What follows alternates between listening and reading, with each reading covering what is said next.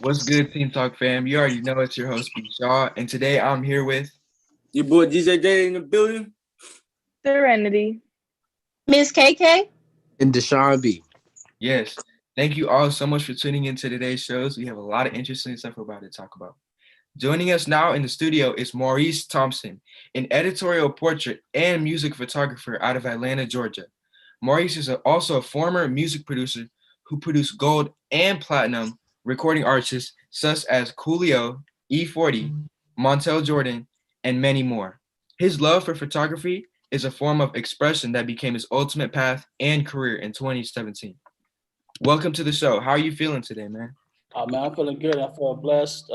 And first off, thank you for having me. A lot of people don't know, but I had COVID about 3 weeks ago. So I'm on the other side of that and just fortunate, So thank you for having me. I'm glad you recovered and got past that, man. And thanks again so much. We're excited to interview you. So thank you for coming on the show. Oh, you're welcome, man. Yeah. You want me to introduce myself or just say? Yeah, if you want to tell them about yourself, that's fine. If you want to give a little bit of a. Oh, okay. Well, thank you for the introduction. Again, my name is Maurice Thompson. I was born in Detroit, Michigan, but my family moved to Los Angeles when I was 9. Fast forward, in high school, I used to DJ, which ultimately led to production. And I went to Grambling State University for a couple of years, but I had this passion to make records. And to make a long story short, I ended up meeting an artist by the name of Ahmad. And a lot of you might remember a song called Back in the Days. It was in a movie called The Wood. But that record, it blew up. And at that point, I hadn't really made any money from the record. So a friend of mine referred me to a high-powered entertainment attorney named Jeff Ingber. And he used to represent Anita Baker, Earth, Wind & Fire, and Neil Diamond was like his biggest client. So when I met with him, he said, "You can't afford me. I make $750 an hour." And I didn't even know there were people that made $750 an hour at that point. And but he said, "Since you had the courage to come in my office, I would give you a shot." So he reached in his desk and he slid this directory of all the record companies in town with their phone number, fax number, and email. And at that time, you couldn't find it online or anything. It wasn't no internet. So that was like golden. And so basically he said, if you're good as you say you are, you'll come back with contracts for me to negotiate on your behalf. And ultimately, that's how I ended up getting into the music business, by following that guide and scheduling appointments with all the companies in town and letting them know I did back in the day. Well, my partner and I, Jay Supreme. And one thing led to another. So that's why we're talking. That's great to hear, man. That's really big. And the fact that you were able to make a passion and turn that into a career, you enjoy yourself every day while also very rapidly progressing your positions. That's amazing. And also, I love that song. I heard that song and it's amazing. I had no clue that you made that. So that's great to hear. Yeah. And going with my first question, I already have to ask this because it's a very, very interesting business and I want to hear your perspective on it. What were some of your favorite moments in the music business? Oh, wow, that's a great question. I would say some of the best moments was the mix sessions when you hear the record down, because when you think about a mix, it's a series of decisions that you're making to get it to the best of the best of the best, So I would say the mix sessions. Then one of the best moments was when I first heard Back in the Days on the radio. It's kind of like all the movies you see with somebody here, you jump out the car, you're just excited. Hey, everybody's my record, you're knocking on doors. It's that feeling, So that was a great moment. Another great moment, it was a lesson I learned. I went to my first mastering session for an artist named Dub C. He used to be in a group with Ice Cube, West Side Connection. And at that time, they used to have these big cassette machines. It was like a wall of like 16 high-end cassette machines. And he was playing the record. This is a guy named Brian Big Bass Brian out of Bernie Grubbin's mastering. And I used to see his name on all these old NWA records. So I was like, oh, I'm going to go meet with Big Bass Brian. That was a big deal, right? So I walk in and he's playing the record. So I said, oh, okay. So he rewinded it back. So I was so excited. He puts like 2 buttons. Then he queued up all 16 tapes. He started playing the record. So I'm just sitting there looking like, okay, Big Bass Brian about to get it in with twisting some knobs. So he puts like another 2 buttons. And I'm sitting there saying, man, it's going into the second chorus. When are you going to start mastering? He said, I already did it. So I was like, oh. So, I thought it was going to be a big deal, but he just puts 2 buttons and mastered the record. But I never forgot that because he had this big name. So it just lets you know, once you get to that level, sometimes it don't take a long time to do the work. It's just he had the name. So just a moment I will always remember. Both of those moments sound amazing. I wish I could have seen that. That Yeah, seems just very exciting in general. definitely. On to my next question. What do you like about what you're seeing in the current new industry right now? And also after that, what don't you like? I say what I like is I like the energy that I see with a lot of the youth. Um, I do think it's like a new surge of more creativity going on. But at the same time, I see this, and this is my opinion.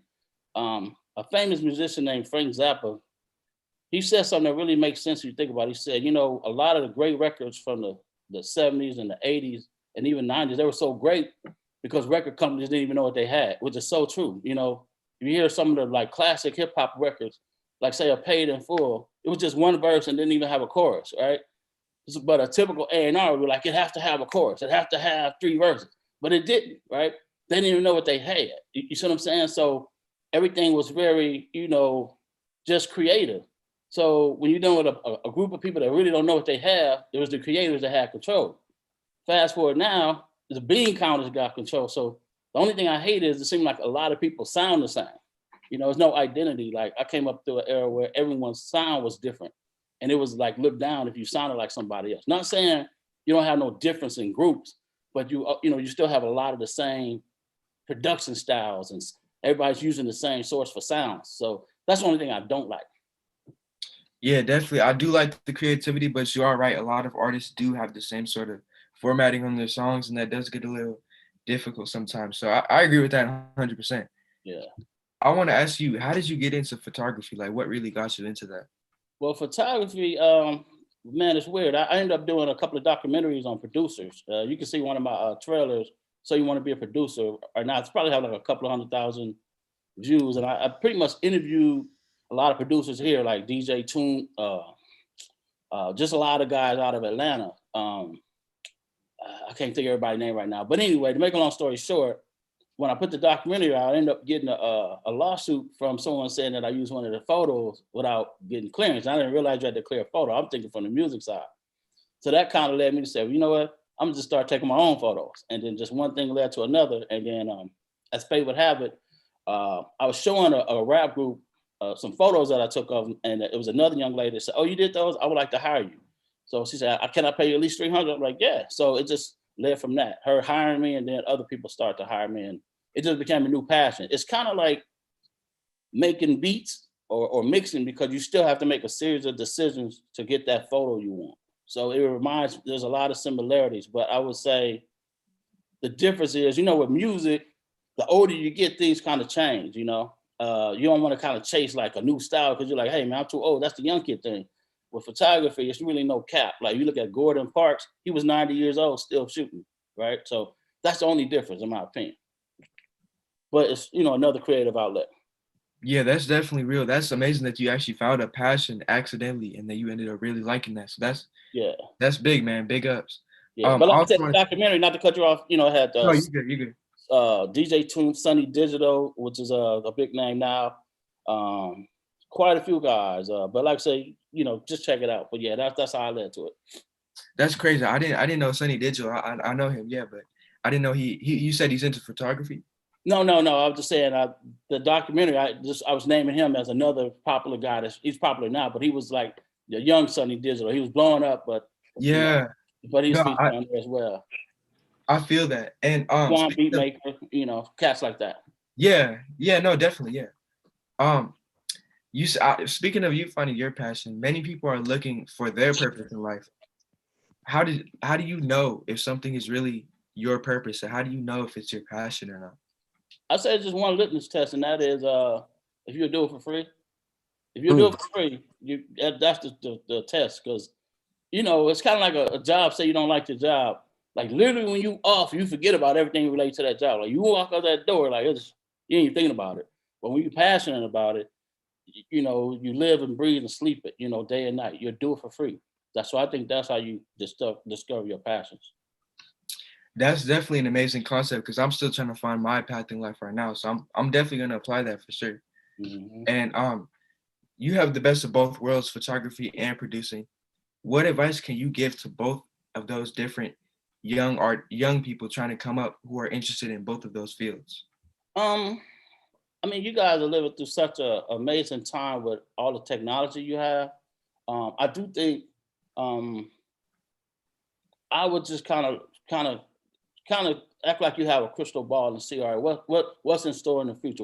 Look at Google Trends, see what's trending, right, and just try to figure out how you can get in and offer a service or a product that everybody would need in the future, or create that lane. You know, I think your generation, if you really play your cards right, you really can create other income streams. You know, you don't follow the norms. Like everybody might put music out for free to get their name out, you know, or follow the mixtape trend or whatever. But I would try to create a lane where you could flip it and all of a sudden, you know, go back to paying us outside of just a subscription, but come up with ideas where people would pay you for your music or anything that you create, you know, and just create other lanes, you know, think of different apps you can come up with. I would just kind of focus on that. Definitely. Yeah. I feel like in this day and age, there's a lot of technology. You can really find something to inspire you Mhm. basically anywhere. There's a whole ocean of just different websites, artists. And speaking of artists and other people to get inspired, who inspired you when you were coming up? Can you name anybody?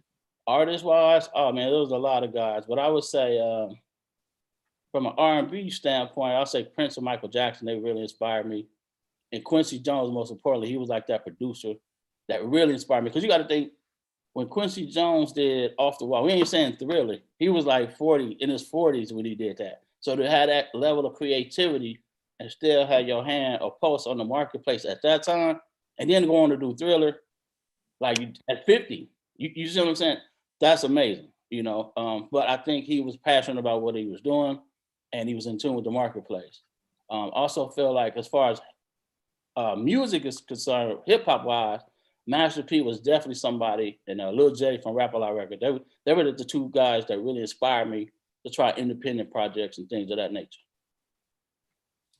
Definitely. I feel that for sure. And I know you're also into photography a lot. What has been your favorite photo shoot when you were just doing it? Wow, well, I shoot a lot of models. I would say I shot I had a session up at have you guys seen that movie? I think it's I can't think of it. I think it was New Jack City. It was a scene where it was this big house and it was a shootout.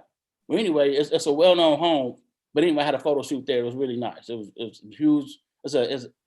It's called the Swan House in Atlanta. If you Google it, you'll recognize the house. But we had a photo shoot there, and it was really really nice. A really nice session. And then I shot different campaigns for people.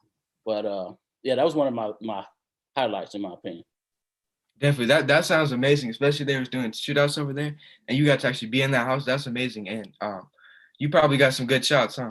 Oh, absolutely, absolutely. Yeah. And then what people don't realize and what I learned from that lawsuit, I started registering all my photos. So it's just like copyright with music. Um, Everybody remember that world famous shot of Tupac in the car with Suge right before he died? You remember that photo? Well, a lot of people don't realize that image was licensed like 1,100 times since '96, right? So it's a big income, right? So when you publish your work or register with the copyright office, then if someone infringes on your copyright, then guess what? You can get a lawsuit and sue them because that's your copyright. Anytime you push the shutter button, you're creating, or if you record somebody video wise, that's your copyright. If you write a song, that's your copyright. So I would put emphasis on understanding the value of copyrights. Period. That's like your pension or your future, making money Definitely. in your sleep. Yeah, I feel like copyrights and just all that in general is really the key to claiming your work because we see a lot of times artists do not give the credit that they deserve. So it's important that we teach them how to copyright and how to deal with if someone is stealing your work, how to deal with that. Exactly. Hmm. Exactly. It's kind of like owning a title to a car or a deed to your house. It's Exactly. Yeah. equivalent of that. And a lot of people don't understand that. So that's what I would recommend you. Study up on copyrights as much as you can. Register your work at all times. Yeah. So you can keep yours. Yeah. Yep. It's vital. Hmm.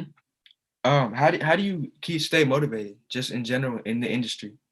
Um, Man, I read a lot. I love to look at documentaries and just sometimes just walking outside or just traveling around the city or if I go to another city, just I get inspired by what I see. Definitely, It yeah. could come from any. It's no specific thing. It could come from anything. I might get inspired by talking with my wife or something. Just it comes from all kind of areas. That's important to have that creative eye because really you can be in your room just walking around in general. You can find the most inspiration you've ever had anywhere. So just the fact that you always keep that open, that's good. That's strong. Exactly. And then I learned the art of creating like my own backdrops. Like you can go to Home Depot and buy some big foam board and just paint it. And it'll look like you're in a big studio. And you can literally Yeah, be in a closet almost or whatever. So it's just thinking outside the box really, or buy some plexiglass and paint that or sprinkle something from Michael's on there or whatever. But it'll look totally different. So just always looking at it from a different angle. exactly. Yeah, when you're creative and innovating things your own way, that's what Mhm. separates you from the rest, and that's really going to get you going. Definitely. Um, Last question before this is going to be my last one. I know you're speaking on how you like new industry and artists who are creative. Can you name your top three if you have any new school artists?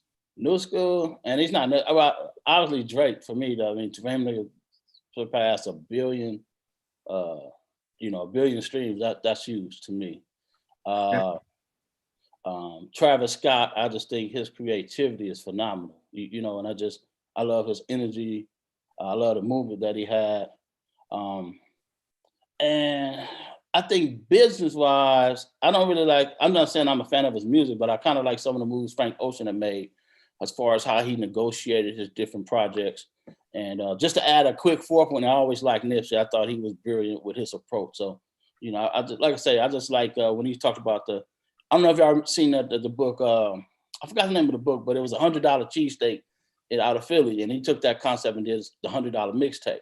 So that was kind of new. And so I just said, that's why I would advise the youth to just approach your creativity from a different angle. It might definitely. inspire you from a whole nother industry, but you can incorporate that with music or photography or videography or whatever you're creating. Art, it don't matter.